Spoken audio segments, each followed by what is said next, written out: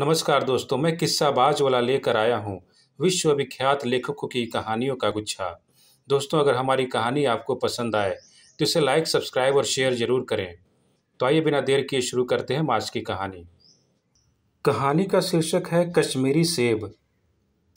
कल शाम को चौक पर दो चार जरूरी चीज़ें खरीदने के लिए गया था। पंजाबी मेवा फरोशों की दुकानें रास्ते में ही पड़ती हैं। एक दुकान पर बहुत अच्छे रंगदार गुलाबी सेब सजे हुए नजर आए। जी ललचा उठा।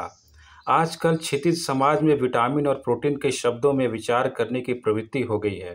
गाजर पहले गरीबों का पेट भरने की चीज़ थी। अमीर लोग तो उसका हलवा ही खाते थे। मगर अब पता चला कि गाजर में भी बहुत विटामिन है, इसलिए गाजर को भी मेज़ों पर स्थान मिलने लगा है। और सेब के विषय में तो यह कहा जाने लगा है कि एक सेब रोज़ खाइए और आपको डॉक्टरों की ज़रूरत न होगी। डॉक्टर से बचने के लिए हम नीमकौड़ी तक खाने को तैयार हो सकते हैं।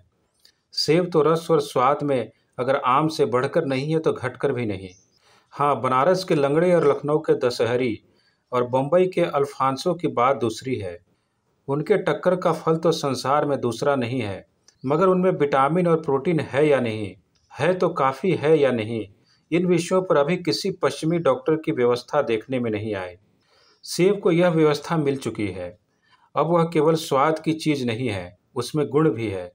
हमने दुकानदार से मोल भाव किया और आध सेर सेब मांगे। दुकानदार ने कहा, बाबूजी बड़े मज़ेदार सेब आए हैं, खास कश्मीर से, आप ले जाएं, खाकर तबीयत खुश हो जाएगी। मैंने रुमाल निकाल कर उसे देते हुए कहा, चुन चुन कर रखना। दुकानदार ने तराजू उठाई और अपने नौकर से बोला, चुन कर लाना। उसने 4 सेब लाया। दुकानदार ने तौला, एक लिफाफे में उन्हें रखा और रुमाल में बांध कर मुझे दे दिया। मैंने 4 आने उसके हाथ में रखे। घर आकर लिफाफा ज्यों का त्यों रख दिया। रात को सेब या कोई दूसरा फल खाने का फायदा नहीं है। फल खाने का समय तो प्रातःकाल है। आज सुबह हाथ मुंह धोकर जो नाश्ता करने के लिए सेब निकाला तो सड़ा हुआ था। 1 रुपए के आकार का छिलका गल गया था। समझा रात को दुकानदार ने देखा न होगा। दूसरा निकाला, मगर यह आधा सड़ा हुआ था। अब संदेह हुआ, दुकानदार ने मुझे धोखा तो नहीं दिया है। तीसरा सेब निकाला तो यह सड़ा तो न था, मगर एक तरफ दबकर बिल्कुल पिचक गया था। चौथा देखा तो वह यूं बेदाग था, मगर उसमें एक काला सुराख था, जैसा अक्सर बेरों में होता है। काटा तो भीतर वैसे ही धब्बे जैसे किड़हे बेर में होते हैं। एक सेब भी खाने लायक नहीं। 4 आने पैसों का इतना गम न हुआ जितना समाज के इस चारित्रिक पतन का। दुकानदार ने जानबूझकर मेरे साथ धोखेबाजी का व्यवहार किया। एक सेब सड़ा हुआ होता तो मैं उसको क्षमा करने के योग्य समझता, सोचता उसकी निगाह न पड़ी होगी। मगर चारों के चारों खराब निकल जाए, यह तो साफ धोखा है। मगर इस धोखे में भी मेरा सहयोग था। मेरा उसके हाथ में रुमाल रख देना मानो उसे धोखा देने की प्रेरणा थी। उसने भांप लिया कि महाशय अपनी आंखों से काम लेने वाले जीव नहीं हैं और न इतने चौकस हैं कि घर से लौटाने आए। आदमी बेईमानी तभी करता है जब उसे अवसर मिलता है। बेईमानी का अवसर देना, चाहे वह अपने ढीलेपन से हो या सहज विश्वास से, बेईमानी में सहयोग देना है। पढ़े लिखे बाबुओं और कर्मचारियों पर तो अब कोई विश्वास नहीं करता।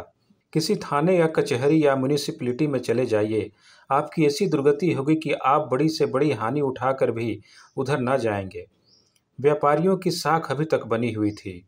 यूँ तौल में चाहे छटांग आध छटांग कस लें, लेकिन आप उन्हें 5 की जगह भूल से 10 के नोट दे आते थे तो आपको घबराने की जरूरत न थी। आपके रुपए सुरक्षित थे।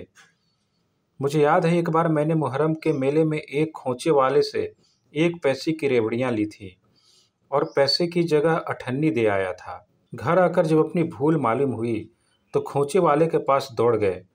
आशा नहीं थी कि वह अठन्नी लौटाएगा, लेकिन उसने प्रसन्नचित से अठन्नी लौटा दी और उल्टे मुझसे क्षमा मांगी। और यहाँ कश्मीरी सेब के नाम से सड़े हुए सेब बेचे जाते हैं। मुझे आशा है पाठक बाजार में जाकर मेरी तरह आंखें बंद करके न लिया करेंगे, नहीं तो उन्हें भी कश्मीरी सेब ही मिलेंगे। धन्यवाद।